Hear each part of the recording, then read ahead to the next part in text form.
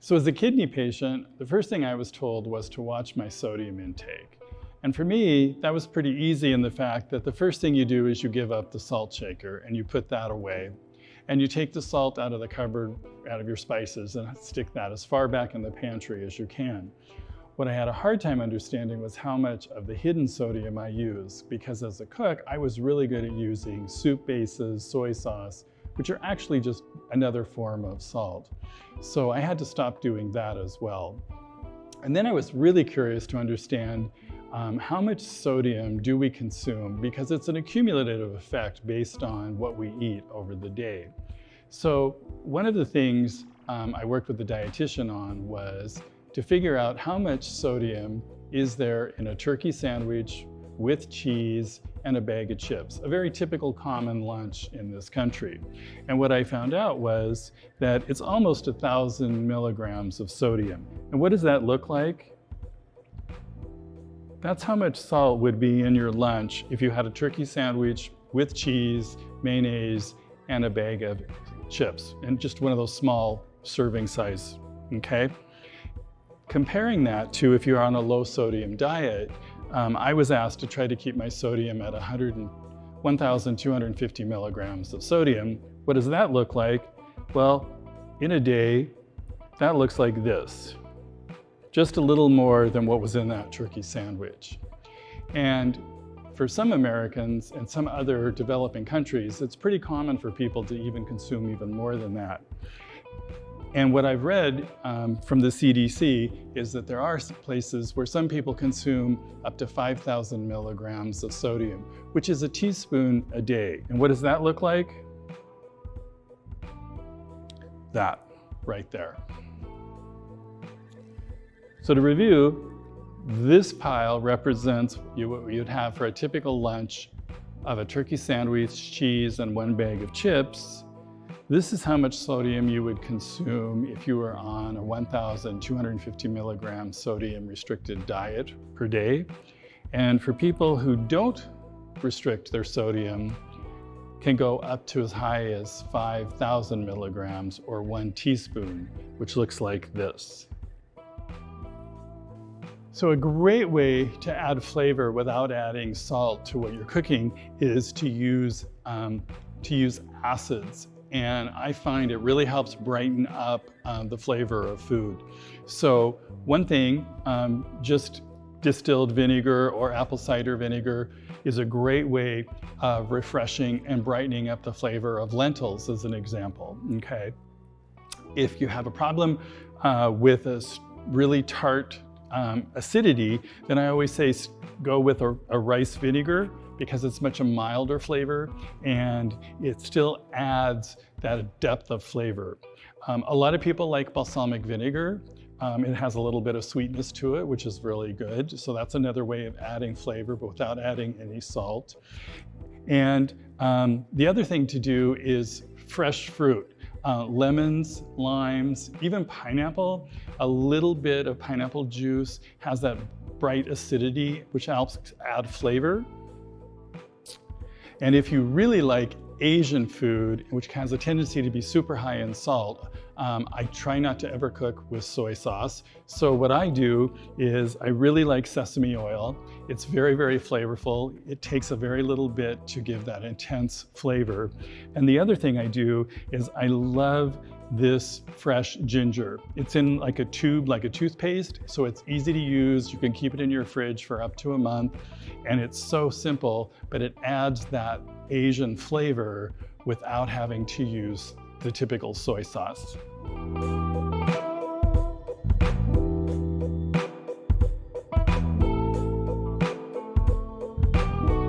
So what I want to talk about are some salt-free herb blends that can add flavor for patients, and people don't always think about them.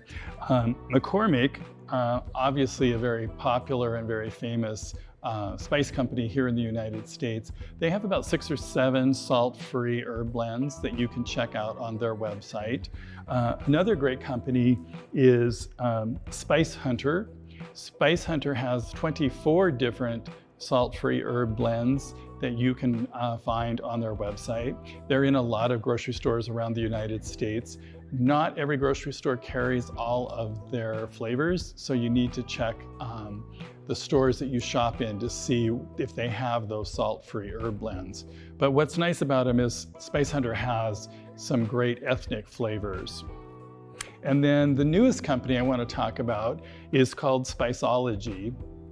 They're actually a company here in Spokane. One of my former students works for them, and I started working with them a few months ago, recommending that they put together some salt-free herb blends for patients.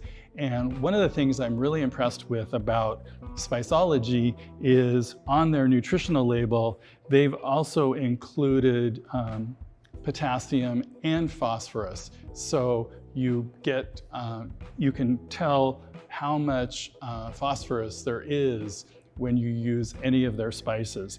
And they came up with these 13 different salt-free herb blends and are just started promoting them here in the United States. So this first one is pink peppercorn lemon thyme. So if you like the lemon pepper, this is a great blend to use. They came up with another one called Really Ranch. So if you like ranch dressing, I really like using this to just sprinkle it onto a sandwich. That way I get the ranch flavor, but I don't get any of the fat from ranch dressing. It's really, really fresh flavored. Another one they have is chili margarita. So if you like something spicy, this is a great herb spice blend to use. They have another one called El Taco. So this is kind of the equivalent of those taco seasoning packets, but this has no salt. Also, it has a little bit of heat to it, so it's got that little spiciness. I've actually used this one in a restaurant. We use this instead of the typical taco seasoning blends, and people raved about it. Another one is pizza pie. I miss pizza, so I said, could you do something like that? And this is actually an incredible flavor. It tastes like you're eating a pizza. So if you use it for pizza sauce, this is the flavor it brings to mind. They have a Black Magic, which is their Cajun spice. So if you like that Cajun Creole flavor. This one is everything bagel. So the idea that if you got a bagel with all of the toppings on it, this is what it would have. This one's really, really flavorful and has a bit of a garlic taste to it. Another one is Tandoori Glory. I like this one because they call this curry in a bottle. This is really, really good. I've made several vegetable soups with this and used this as the spice blend. So you get that great curry flavor, but you're not adding any salt or sodium. They came up with a really creative one, guac and roll. This really does smell like guacamole. So you can sprinkle this also on your sandwiches or on vegetables. They have another one called the Greek Freak, which this one is very, very flavorful, has that garlicky flavor that we think of when we eat Greek cuisine. They have another one called Steak and Bake, which is kind of a little spicy, more savory. This is obviously very good on meat. And then they have Purple Haze. And I actually saw a recipe where we are using Purple Haze with cauliflower, and you roast the cauliflower with this spice on it. And because Purple Haze is made from dried beets, that's what gives it this dark red color. And then the last one here is Mango Tango, for those really creative people who want a bit of that tropical flavor with a little bit of heat. This is a great one to use too, called Mango Tango. And all 13 of these are salt-free, and on their labels, they also include the amounts of phosphorus. So one of the great things about these salt-free herb blends is they add a lot of flavor without adding sodium. So one of the things I like to do is sprinkle these on some fresh vegetables. So instead of having pickles, which are usually been marinated high in sodium, I like to just have some sliced cucumbers. Here I'm going to use their Greek Freak, which is that garlicky Greek flavor. And I just sprinkle that right on top of my sliced cucumbers. And I have this wonderful flavorful side dish, and I don't miss the pickles at all.